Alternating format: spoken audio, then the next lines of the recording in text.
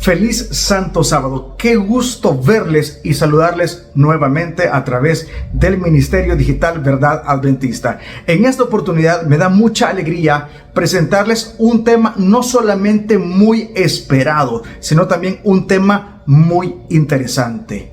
Con el desarrollo del sermón de hoy vamos a aprender sobre el libro de la vida, en qué consiste y desde qué momento en nuestro existir como humanos somos parte del libro de la vida. También vamos a conocer sobre la primera muerte y la segunda muerte y aprenderemos sobre la resurrección de vida y la resurrección para condenación. Esto y más vamos a aprender en este tema tan interesante titulado La muerte de la muerte. A continuación, nuestro hermano Will Morán, evangelista y staff del Ministerio Digital Verdad Adventista. Bienvenidos. Dios es un Dios bondadoso. Cada día, cuando nos levantamos, es como que resucitáramos de nuevo a la vida. Ciertamente, según la Biblia, esto es bastante parecido. En esta oportunidad estaremos reflexionando acerca de la tan temida muerte. Y esperamos de que esto que vamos a estudiar en esta oportunidad traiga esperanza, traiga tranquilidad, traiga serenidad a cada uno, ya sea en relación con su vida o con la vida de algunos seres queridos. Sin más, entonces, bienvenidos y supliquemos que Dios nos ilumine. Bondadoso Padre que estás en el cielo, danos la sabiduría necesaria por medio de la presencia de tu Espíritu, para que podamos comprender estas verdades preciosas que nos has entregado en tu palabra. En el nombre de Jesús lo pedimos. Amén. El fenómeno o el acontecimiento de lo que llamamos la muerte suele angustiar a mucha gente, ya sea por el temor de que le ocurra a sí misma o también cuando la muerte sorprende a alguno de sus seres queridos, ya sean parientes o sean amigos. Y por eso es bueno entender cuál es la realidad de la muerte, para que entendiéndolo, nuestra actitud pueda ser una actitud de tranquilidad, de paz y de esperanza. Primero, debemos de entender que la muerte no estaba en el plan original de Dios. No es la voluntad de Dios. Y precisamente porque no es la voluntad de Dios, es que Dios advirtió a Adán de que no comiera del árbol que contenía el conocimiento del mal. Tenía conocimiento del bien y del mal, pero el bien ellos ya lo conocían. De hecho, habían sido creados para vivir en una vida bondadosa, ¿no? Lo que era desconocido para ellos en ese momento era el mal. Sin embargo, no siendo conscientes de eso y atreviéndose a ir en contra de la palabra que Dios les había revelado, entonces se atrevieron a experimentar el conocimiento del mal. Dice en Génesis el capítulo 2 y el verso 17: mas del árbol de la ciencia del bien y del mal no comerás, porque el día que de él comieres, ciertamente morirás. Entonces, no es la voluntad de Dios que la muerte exista. La muerte existe como resultado de la desobediencia, de la rebelión, de dejar de lado la voluntad revelada de Dios en su palabra.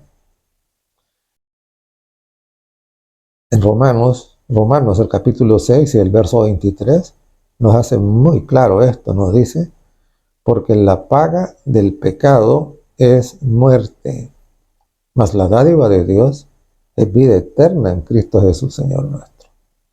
Entonces, claro, la dádiva de Dios, lo que Dios nos da, la oferta de Dios es vida.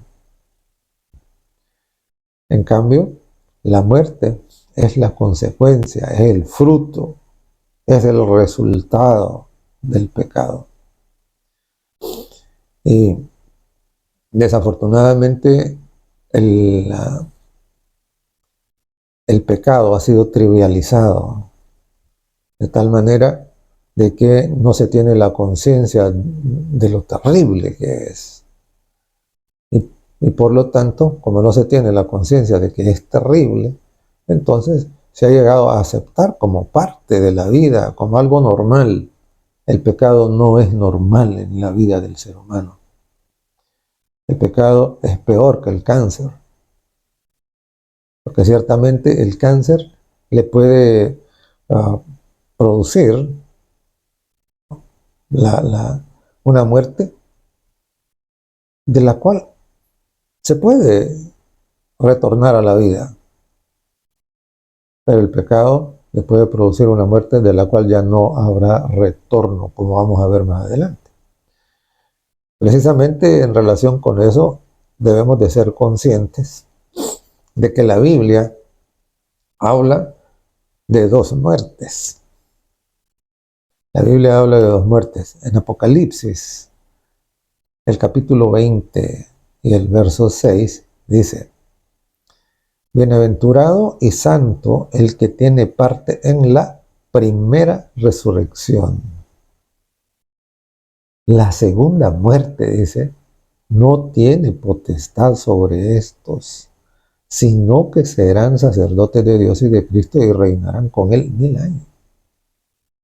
Entonces notemos, aquí hay dos palabras, dos frases, mejor dicho, ¿verdad? Que aluden a que hay dos muertes. Primero, dice, bienaventurado y santo que él tiene parte en la primera resurrección. Esto quiere decir que habrá dos resurrecciones. Y como resurrección es el acto de volver a la vida después de la muerte, quiere decir que si hay dos resurrecciones, es que habrá dos muertes. Pero además de eso dice, la segunda muerte no tiene potestad sobre ellos.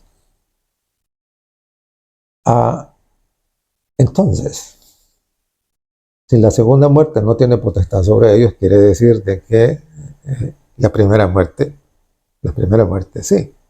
Entonces la Biblia dice que hay dos muertes. ¿Y cuáles son? ¿Cuáles son? Bueno, la primera muerte es esta que experimentamos ahora. O que se experimentan, ¿no? Todos los que se encuentran ahora en los cementerios han experimentado la primera muerte. La segunda muerte nadie ha experimentado todavía.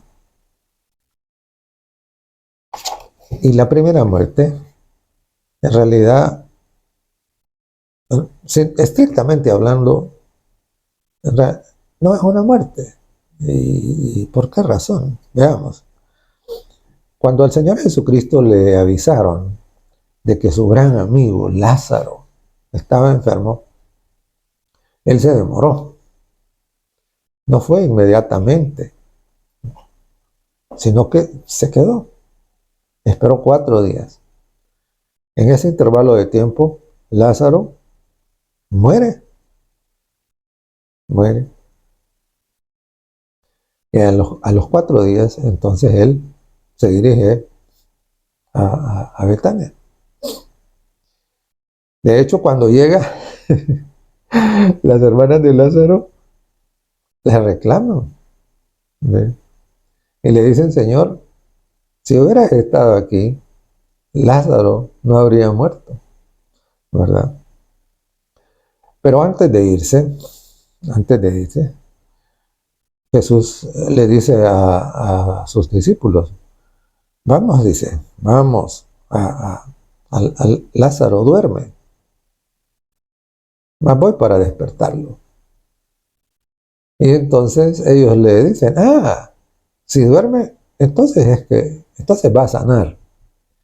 Y dice el capítulo 11, en el verso 11, dicho esto, les dijo después, nuestro amigo Lázaro duerme, mas voy para despertarle. Y cuando ellos le dijeron, entonces va a sanar.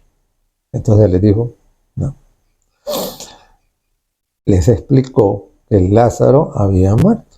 Pero es interesante por qué razón. Porque no solo en este pasaje, sino que a lo largo de toda la Biblia, la primera muerte, esta muerte que se experimenta ahora, según la Biblia, es un sueño. Por eso encontramos la expresión y durmió con sus padres. Ah, quiere decir de que igual que sus padres fueron al sepulcro, así también la persona de la que se habla también fue al sepulcro, ¿no? Entonces, la primera muerte, según el Señor Jesucristo y lo que se reveló en el resto de la Biblia también, la primera muerte es un sueño, ¿verdad? Es un sueño. Recuerden, Juan 11:11 dice, Lázaro duerme, voy para despertarlo, ¿verdad? Lázaro había experimentado la primera muerte. Ahora, ¿por qué es un sueño? Es un sueño por la razón de que de esta primera muerte se va a resucitar. No solo los santos, sino que también aquellos que no tomaron su decisión por convertirse en seguidores de Jesús, por aceptar la oferta de la vida que Jesús hacía, ¿no? Tanto unos como otros habremos de resucitar si es que vamos al sepulcro antes de que el Señor Jesucristo regrese por segunda vez.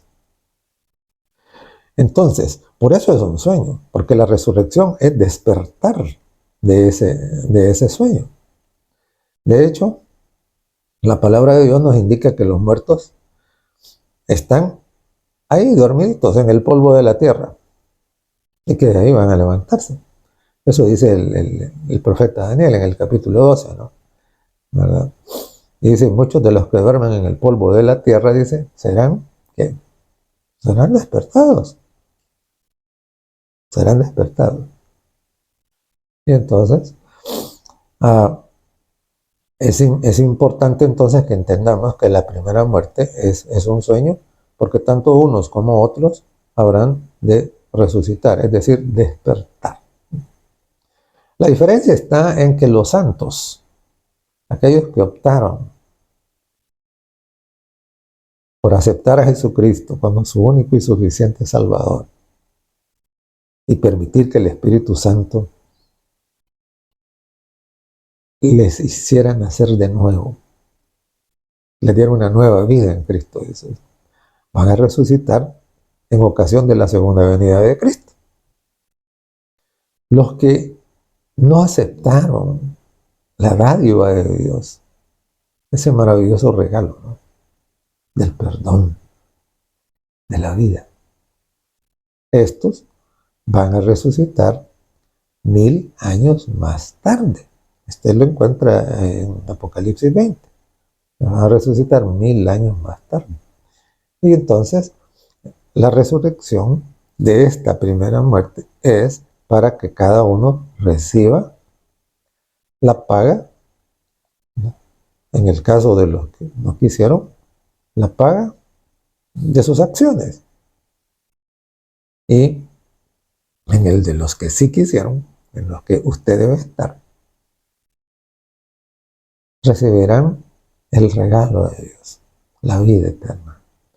Pero recordemos, la primera muerte es un sueño del cual tanto unos como otros habrán de resucitar.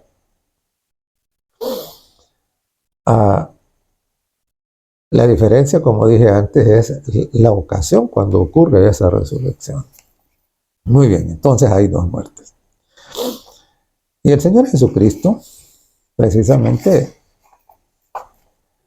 anunció anunció que de esta primera muerte, pues sí,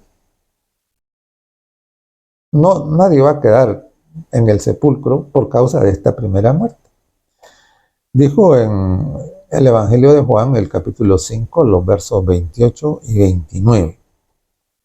No os maravilléis de esto, porque vendrá hora cuando todos los que están en los sepulcros oirán su voz.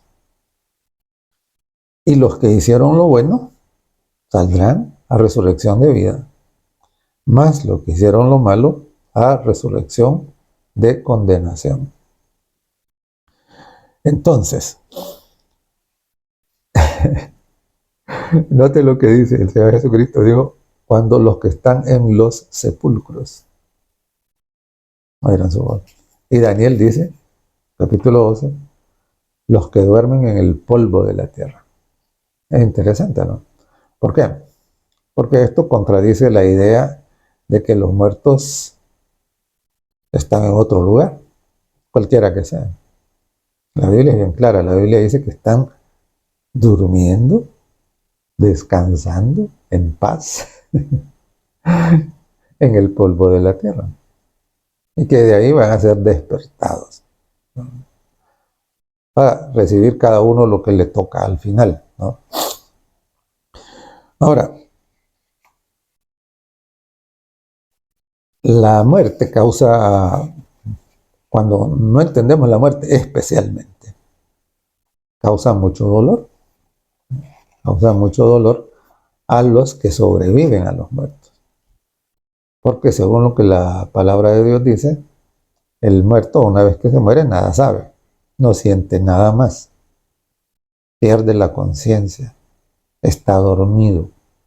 Y como dice en Eclesiastés, el capítulo 9, dice, su amor, su odio, su envidia, terminaron ya, dice. Y ya no tendrán parte en lo que ocurre bajo el sol. Es decir, están ahí, están dormidos, están inconscientes, esperando escuchar la voz que los despierte, ¿verdad? No hay mayor misterio en esto.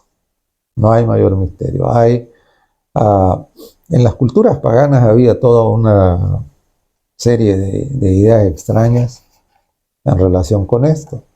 Desafortunadamente, muchas de esas ideas se infiltraron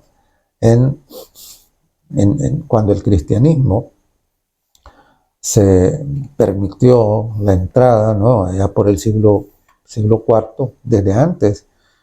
Estas ideas habían estado intentando entrar en la mentalidad cristiana y desafortunadamente a partir del siglo IV esto prácticamente se vuelve oficial y las verdades reveladas por Dios fueron torcidas o fueron ignoradas para dar paso a ideas extrañas que venían desde Babilonia, Egipto, Persia, Grecia, Roma, ¿verdad? Y entonces entraron ahí. Pero son ideas que no tienen soporte en la palabra de Dios. La palabra de Dios es bien clara. La muerte, esta primera muerte, es un sueño, es un estado de inconsciencia del cual la Biblia nos garantiza que todo el mundo va a resucitar. Todo el mundo, ¿verdad? Unos para recibir la vida eterna y otros para, desafortunadamente, pasar a la verdadera muerte, a la muerte definitiva, que la Biblia llama la segunda muerte. Muy bien. Ahora, es interesante por qué razón. Porque yo siempre digo que cuando paso a la hora que va a iniciar la consulta, ahí por el hospital, y veo las grandes colas de personas esperando entrar, pienso, ¿no?, que están ahí por dos razones. Una, probablemente la enfermedad les causa dolor, les causa sufrimiento. Y dos, es que no se quieren morir. No se quieren morir. Y entonces es interesante porque las multitudes acuden y claro, estos son los que van al hospital y hacen cola ahí, pero hay otro montón que no van ahí, sino que tienen facilidades para obtener servicios médicos, ¿verdad?, de de otra manera, ¿no? Pero también buscar los servicios médicos es porque no se quieren morir. Pero me resulta contradictorio este hecho. El hecho de que temiendo, temiendo experimentar la primera muerte y teniendo la oportunidad de vencer la muerte definitiva, la muerte eterna, que al final de cuentas es la verdadera muerte, porque de esa no hay resurrección. Simple y sencillamente, cuando se les presenta la palabra de Dios, se les ofrece, se les permite que conozcan la oferta divina de la vida eterna, simple y sencillamente no les interesa. Qué contradicción, ¿no? No quieren morirse, pero cuando el Señor en su providencia permite de que tengan la oportunidad de conocer el camino para tener vida eterna, no se interesan. Es contradictorio, ¿no? En Apocalipsis, el capítulo 1, en los versos 17 y 18, me encanta ese pasaje, me encanta, porque dice así: cuando le vi, caí como muerto a sus pies. Y él puso su diestra sobre mí, diciéndome: no temas, yo soy el primero y el último, y el que vivo y estuve muerto. Mas he aquí que vivo por los siglos de los siglos. Amén. Y tengo las llaves de la muerte y del Hades, dicen unas versiones, y en otras versiones, me gusta porque lo dicen más clarito, dice: tengo las llaves de la muerte y del sepulcro. Bueno, entonces miremos un poquito este verso. Juan, en la isla de Patmos, cuando está recibiendo las visiones apocalípticas, entonces, y mira, ¿no?, que es Jesús glorificado. Dice que cae como muerto.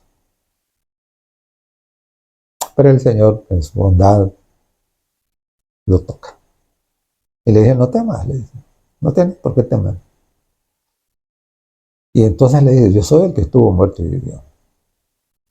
Y esto no es una frase cualquiera, ¿verdad? No, no, no. Esta es una frase importantísima. ¿Por qué?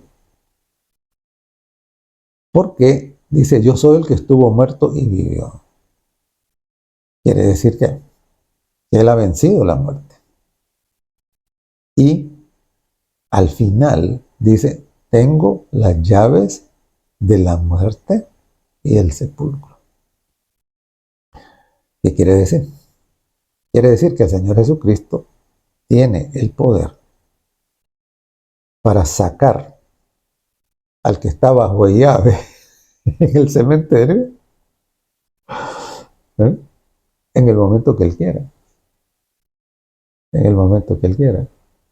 De hecho, encontramos nosotros en la Biblia una serie de personas que fueron sacados prácticamente del sepulcro, ¿no? Y la más emblemática de todas es Lázaro. 4 días. 4 días. De hecho, una de las hermanas de Lázaro le dice: Señor, ya hiede, le dice, ya echa mal olor. Es que es de 4 días. Pero es interesante porque Jesús no fue inmediatamente que Lázaro había muerto. ¿Por qué? Porque debía quedar claro de que Él tiene las llaves de la muerte y el sepulcro, que es un hecho. Porque cualquiera puede decir: yo tengo las llaves de la muerte y del sepulcro. Que lo demuestre, ¿no? Que lo demuestre. Y eso es lo que Jesús estaba haciendo con la resurrección de Lázaro, ¿no? Él estaba demostrando de que tenía las llaves de la muerte y del sepulcro. Que no eran simples palabras, ¿verdad? Y entonces, a pesar de que era de 4 días, a pesar de que ya el olor no era precisamente el de la carne en descomposición. Dios, el Señor Jesucristo, Dios hecho hombre, ¿me? Quita llave al sepulcro y lo devuelve a la vida. Entonces, claro, si Jesús es nuestro Rey, si Él es nuestro Señor, si Él ha vencido la muerte y Él tiene las llaves de la muerte y el sepulcro, esto debería de darnos a nosotros esperanza. Y si no eliminar ¿cómo se llama? La tristeza por la muerte, por lo menos mitigarla. Cuando se entiende esto de la muerte, en realidad el sufrimiento o la tristeza, si no se elimina, se mitiga. Y es interesante, el temor a la muerte también prácticamente se elimina también. Por eso el apóstol Pablo decía, yo no sé qué es mejor, dice, para mí, morir es ganancia, decía. Pablo tenía bien claro que era el asunto de la muerte. Y él sabía que esta primera muerte es un sueño. Y claro, cuando nosotros estamos cansados, o al final del día, que es lo normal, después de una jornada de trabajo, entonces nosotros queremos ir a dormir, ir a descansar. Y Pablo lo entendía muy bien. Por eso decía, para mí, el vivir es Cristo y el morir es ganancia. Y por supuesto, es ganancia en varios sentidos, ¿no? Es ganancia en el sentido de que va a descansar. Es ganancia en el sentido de que cuando estamos en el estado consciente de la vigilia, muchas cosas vienen a nuestra mente y entonces eso nos inquieta. El que está dormido no siente eso, está descansando. Y además, cuando estamos despiertos, tenemos que estar alertas y como el Señor Jesucristo dijo, tenemos que estar velando para no caer en tentación. Y el que está dormido, la tentación no lo molesta, ¿no? Así que es ganancia, ¿verdad? Es ganancia. Por eso Pablo dice, yo no sé qué escoger, ¿verdad? Por causa del Evangelio dice, y por la obra que hay que hacer para que otros tengan la oportunidad de conocer estas verdades que traen paz, que traen esperanza, yo decía él, prefiero seguir con vida. Pero solo por eso, ¿verdad? Y entonces, recordemos, ¿hasta dónde vamos? La muerte no es la voluntad de Dios. Dios nunca quiso que la muerte existiera. La muerte es el resultado de la elección, de la decisión hecha para entrar en el camino de la maldad. Es la consecuencia de la maldad. La Biblia nos habla de dos muertes. La primera es un sueño, porque todo el mundo va a levantarse de ella.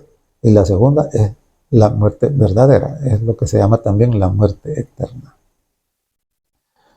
Pero es interesante por qué razón. Porque tanto la primera muerte como la segunda muerte son vencidas por Dios. Y van a desaparecer. Van a desaparecer del universo. En Isaías, el capítulo 25 y el verso 8, dice lo siguiente. Dice, destruirá a la muerte para siempre. Es interesante. La muerte va a morir. Sí, Señor. La muerte va a morir. Dice, destruirá a la muerte para siempre.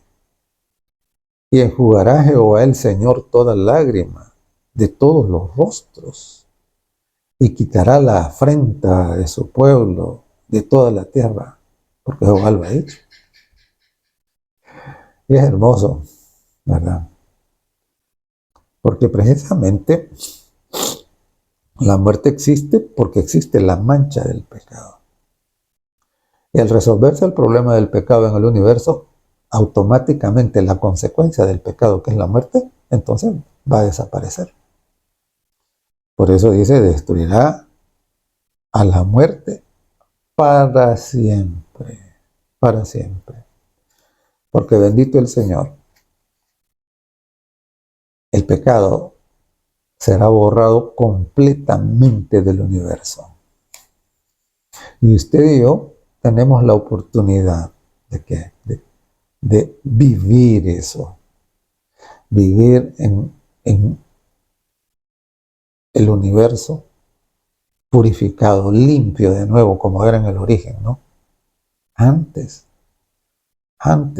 de que el pecado entrara en el universo, todo era armonía, todo era felicidad, no había rebelión y por lo tanto no había angustia, no había dolor, no había ningún tipo de sufrimiento, no había lágrimas de amargura y no había muerte. Desafortunadamente, todos nosotros nacimos cuando ya el universo estaba contaminado. Pero qué hermosa la esperanza, ¿no? Y qué segura, porque es una promesa de Dios, ¿no? Dios lo ha anunciado. Que tendremos la oportunidad de vivir cuando la muerte sea destruida en un universo libre de contaminación. Uno de estos días estaba platicando con un amigo, fui a visitarlo después de muchos días, y él es un preocupadísimo por los animalitos silvestres, por el medio ambiente y todo eso. Y sufre, sufre cuando ve que hay alteraciones en los ecosistemas y los animalitos pierden, ¿cómo se llama? Ese ambiente en el que encuentran las condiciones para vivir. Y él me estaba contando así como, con incomodidad, ¿no? Con cierto sufrimiento, diría yo, lo que algunas personas habían hecho ahí donde tienen su propiedad. Pero yo le decía, mira, es una bendición saber de que ahora todo esto que vemos arruinado, degradado, simple y sencillamente, Dios lo va a restaurar definitivamente.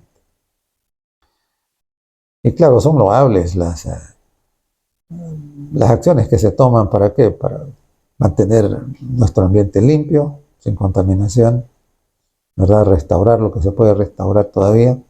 Es loable, sí. Pero la verdad es que no va a poderse resolver definitivamente y totalmente. No se puede. La solución es que el planeta debe ser recreado de nuevo. Y Dios lo ha garantizado. ¿Verdad? El apóstol dice, porque esperamos cielos nuevos y tierra nueva en los cuales mora la justicia, es decir, donde el pecado no entra. Y al desaparecer el pecado, nos será devuelto junto con la vida eterna.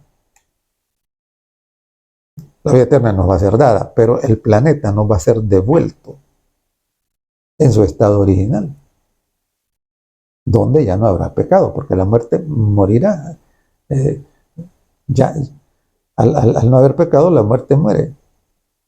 Y por eso es que Isaías en los últimos capítulos nos dice que el león comerá paja como el buey, comerá zacate, porque ahí ya no va a haber muerte.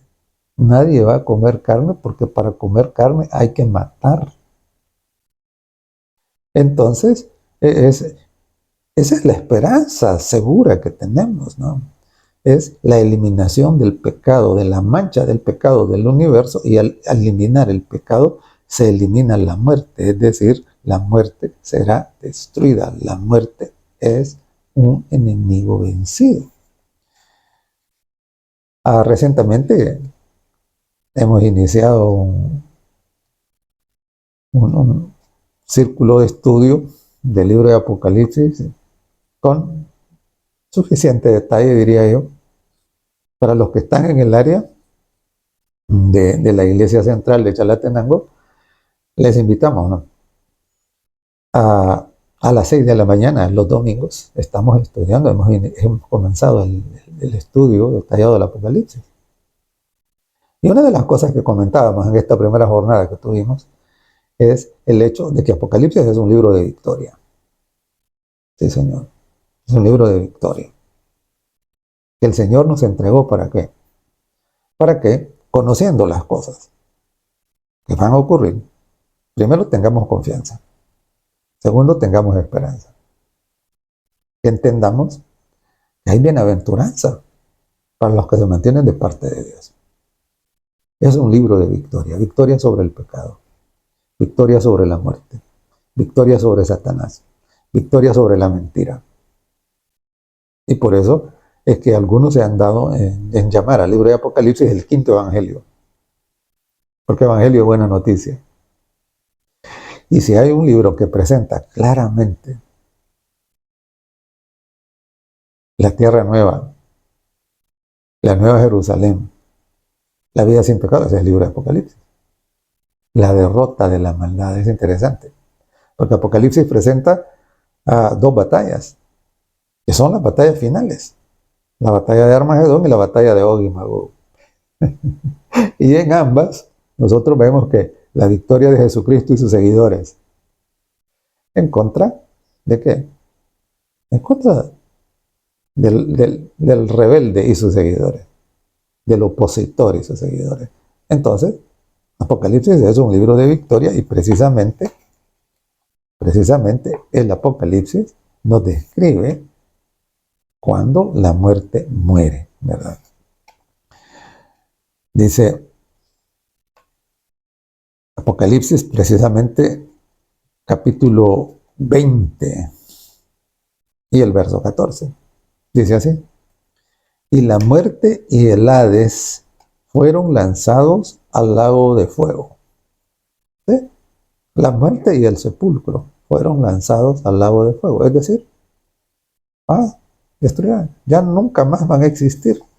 Y dice, esta es la muerte segunda, exactamente. La primera muerte es un sueño, es la que se experimenta hoy. Pero después de 1000 años después de la segunda venida, Apocalipsis 20 dice que la muerte y el Hades, y desafortunadamente también al final, dice, y los que no se hallaron escritos en el libro de la vida, también fueron, dice, al lago de fuego. Esa es la muerte segunda. De esa muerte no hay resurrección. Esa es la muerte definitiva. Y precisamente esa es la que debiera preocuparnos. No la de ahora. Esa es la que debiera preocuparnos. Y entonces, claro, y así como hay esas colas para entrar al hospital, deberían haber las colas para entrar en los templos. Desafortunadamente, es lo contrario, ¿no? Entonces todo el mundo está muy preocupado por la primera muerte, de la cual hay resurrección, pero pareciera que a muy poca gente le preocupa la muerte real, y es la segunda muerte, de la cual no hay resurrección. No hay resurrección. Entonces, claro, junto con Satanás, que es el instigador del pecado, junto con él, dice, la muerte, desaparece el pecado, desaparece la muerte, desaparece el sepulcro. Y desafortunadamente desaparecerán también todos aquellos que rechazaron la oferta de la vida que Jesucristo, en su gran bondad, está haciendo ahora. El Señor Jesús mostró su inmenso amor al estar dispuesto a sufrir la muerte más ignominiosa, la muerte de cruz, para que tengamos vida. Él dijo, yo he venido para que tengan vida y que la tengan en abundancia. Y usted debe tener bien claro esto, ¿verdad? La oferta de la vida todavía está vigente. Puede ser suya. Hágala suya antes de que sea demasiado tarde. Y claro, esto va a hacer que usted le pierda temor a esta muerte primera y que usted tenga victoria sobre la segunda muerte. Es decir, que usted tenga vida eterna. No hay mejor oferta en el universo. No hay mejor oferta que esa. No se retarde. No se retarde. Porque el libro de Apocalipsis es bien clarito. Para que los que no se hallaron en el libro escrito, dice en el libro de la vida, fueron arrojados al lago de fuego. Usted no debe ir ahí. Dios no quiere que usted vaya ahí. Dios no quiere. Y por eso precisamente nos dio su palabra, murió en la cruz el Señor Jesucristo, y por eso precisamente es que nos dio la comisión de que hagamos que todo el mundo sepa esto, para que sus nombres estén en el libro de la vida y que no tengan que experimentar la muerte segunda. Es decir, la extinción definitiva, de la cual ya no hay resurrección. En 1 Corintios, el capítulo 15 y el verso 54 dice: y cuando esto corruptible se haya vestido de incorrupción, y esto mortal se haya vestido de inmortalidad. Esto ocurre en la segunda venida de Cristo para todos aquellos que aceptaron la oferta. Entonces, dice, se cumplirá la palabra que está escrita: sorbida es la muerte en victoria. Claro, los que sean arrebatados para ir al cielo con Cristo en la segunda venida, jamás volverán a ver la muerte. Jamás. Recibirán el don, el regalo de la vida eterna en Cristo Jesús. Esta es su oportunidad. Esta es su oportunidad. No deje pasar más tiempo, ¿verdad? Dice, sorbida es la muerte en victoria. Claro. La muerte es derrotada, Satanás es derrotado, el pecado es derrotado. El triunfo es de la verdad, el triunfo es de Jesucristo. Y puede ser suyo también. Comparta la victoria de Jesucristo. Usted ahora puede hacerlo. Ahora puede anotar su nombre en el libro de la vida. Y evitar precisamente la muerte segunda. La del lago de fuego. Desafortunadamente hay muchos que ni siquiera aceptan esa verdad, esa realidad. Bueno, tendrán sus consecuencias, ¿verdad? Y quiero insistir en el hecho de que eso no es la voluntad de Dios. La Biblia le llama precisamente al describir ese hecho de tener que, ¿cómo se llama aquí? Tanto el ser celestial más importante y sus seguidores, tanto angelicales como seres humanos, vayan al lado del fuego y sean incinerados. Es una obra extraña. Eso nunca debería haber ocurrido. Desafortunadamente, esto es como cuando una persona contrae una enfermedad en uno de sus miembros, y para que no destruya todo el cuerpo, entonces hay que cortarla. Hay que cortarla, el pie, o la mano, o el brazo, no sé, ¿verdad? Entonces, esto es parecido, ¿verdad? Nunca fue la voluntad de Dios, nunca. No es la voluntad de Dios que usted experimente eso. la voluntad de Dios es que usted tenga vida eterna. Esa es la voluntad de Dios. Acéptela. Acepte la vida eterna. Venga el Señor Jesucristo, si no lo ha hecho todavía. Y si ya lo hizo, gloria a Dios. Manténgase. Persevere. No deje que nada lo aparte del camino. En Isaías, el capítulo 57, versos 1 y 2, este es un pasaje que nos trae consuelo, diría yo, cuando sufrimos la pérdida de un amigo, de un pariente.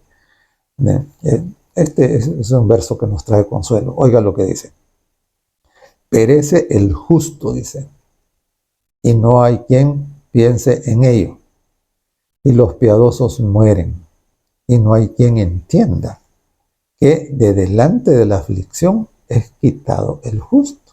Es interesante, ¿verdad? A veces nos preguntamos, pero ¿por qué si era tan bueno? ¿Verdad? Pero este texto dice claramente, delante de la aflicción es quitado el justo, ¿verdad? A veces nosotros, claro, no quisiéramos que nadie nos deje, ¿verdad? Porque estamos pensando quizás en nosotros. Pero el otro probablemente está sufriendo, ¿verdad? Y entonces, pero el Isaías 57, los versos 1 y 2 dice, y los piadosos mueren, dice, y no hay quien entienda que de delante de la aflicción es quitado el justo, ¿verdad? Claro. A veces Dios permite que podemos ir a dormir y experimentar esta primera muerte, que es un sueño. ¿Para qué? Para librarnos del dolor, para librarnos de la aflicción que podemos estar experimentando, ¿verdad? O que podría venirnos. De hecho, ha sido revelado que a todos aquellos que por cómo son, no serían aptos para pasar por el tiempo de angustia, por la gran tribulación, Dios, en su bondad, en su misericordia, los va a poner a descansar antes de que esto ocurra. Entonces, claro, al final lo que nosotros tenemos que entender y estar seguros es que no importa si nosotros vamos al descanso del sueño de la muerte o permanecemos con vida hasta la segunda venida de Jesús. No importa. No importa. ¿Por qué? Porque la herencia, ya sea una cosa o la otra, está asegurada. La victoria está asegurada. Cristo ha vencido. Y la victoria de Cristo es la nuestra. Por eso en 1 Corintios, el capítulo 15 y el verso 55, es un capítulo que me encanta, me fascina, ¿no? Dice, ¿dónde está, oh muerte, tu aguijón? ¿Dónde, oh sepulcro, tu victoria? Entonces, la muerte, el sepulcro, el pecado, Satanás, todos son enemigos vencidos. Cristo ha vencido. Cristo los ha vencido. Y el Señor Jesucristo anhela compartir esa victoria con usted y conmigo y con cada ser humano. Dice Ezequiel el capítulo 18 y el verso 32, porque no quiero la muerte del que muere, dijo Jehová. Y dice, convertíos pues y viviréis. Claro, eso es. Me gusta a mí que Dios es tan lindo. Que Él nos invita, nos ruega, nos enamora, nos dice cómo se deben hacer las cosas. Porque no quiere que nadie se pierda. Y dice, claro, no quiero la muerte del que muere, dice Jehová el Señor. Y dice, convertíos pues y viviréis. Y hablando de la conversión no es una cosa que nosotros hacemos. No podemos. Es un milagro. Pero nosotros tenemos que darle permiso al Señor. Tenemos que pedirle a Él que lo haga. ¿Y cómo ocurre esto? Ocurre así.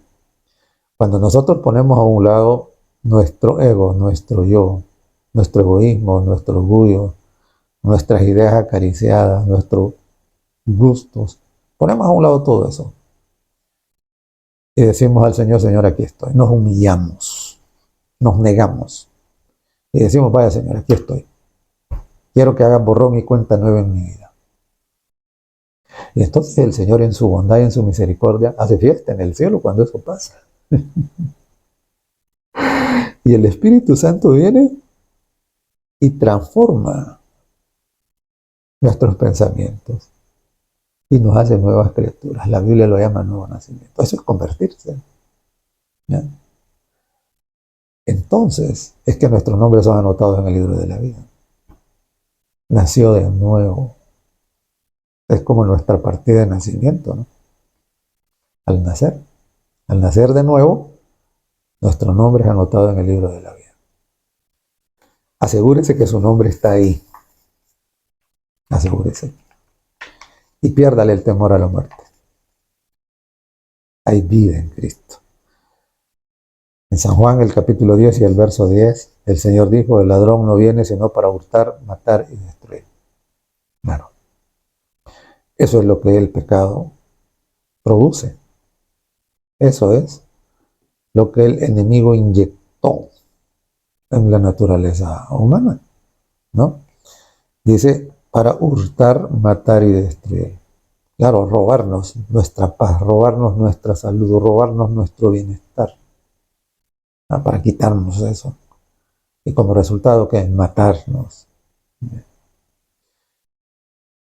Pero ahora mire lo que dice el Señor. Yo he venido, dice, para que tengan vida y para que la tengan en abundancia. ¿Y qué significa abundancia? Es interesante porque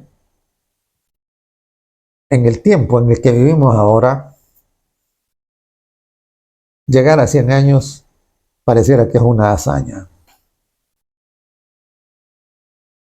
Y claro, ¿verdad? Y si alguien que ya pasa de los 70 años se muere, lo vemos así como normal, ¿verdad? Pero antes de concluir, debemos recordar dos cosas. Uno, para la muerte no hay edad.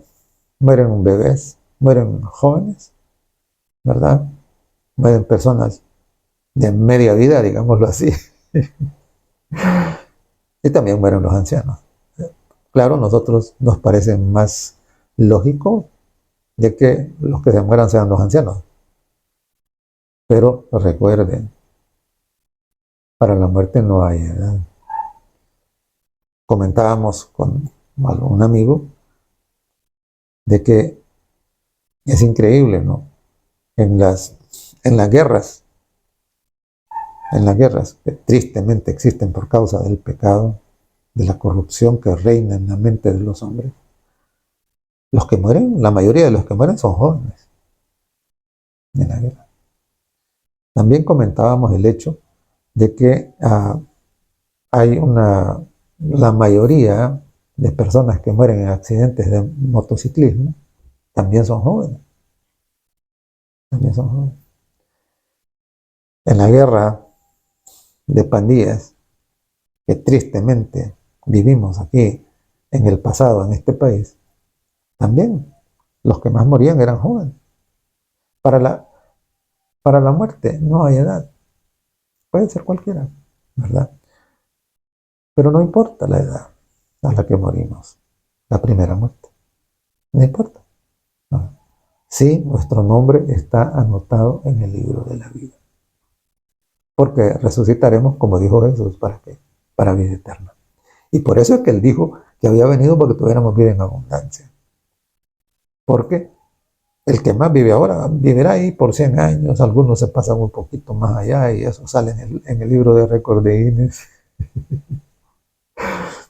Pero ese no se compara con la vida eterna. Por eso el Señor dijo en abundancia. La abundancia que Dios nos promete es la abundancia de vida en la eternidad. Eso puede ser suyo. Jesús murió para que usted tenga eso. No lo deje que se le escape de las manos. Haga su decisión por Cristo. Ahora, si no la ha hecho, y si ya la hizo, celébrelo y manténgase de parte del Señor. No permita que las modas de pensamiento, las ideologías extrañas, hagan que sus pies se deslicen del camino. Manténgase como un seguidor de Cristo y de su verdad.